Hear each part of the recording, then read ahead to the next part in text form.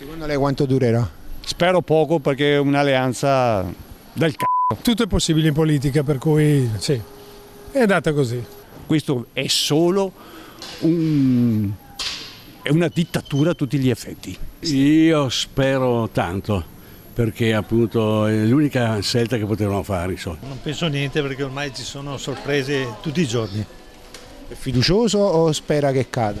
Io spero che cada. Che cada. Lei non è contenta? Assolutamente. Lei invece? Lasciamo perdere. Pure? È arrabbiata? No, arrabbiata no, ma schifata sì. Non durerà, ma neanche non faranno niente, purtroppo. Questo governo chiaramente ci vorrebbe Nostradamus, però io credo che duri perché ci sono troppi interessi dai parlamentari e poi l'Europa e tutto quanto, quindi c'è buoni sponsor.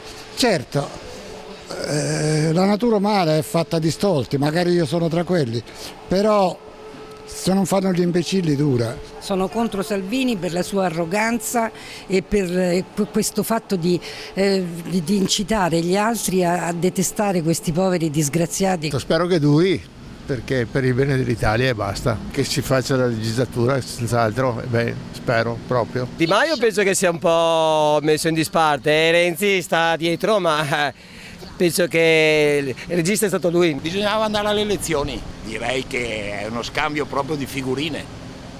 Lo scambio di figurine perché l'alleanza di prima non aveva niente a che vedere con quella attuale e si sono messi assieme i due che si dicevano di tutto, che si insultavano tutti i giorni, sembra un po' poco coerente. Che Dio ce la mandi buona.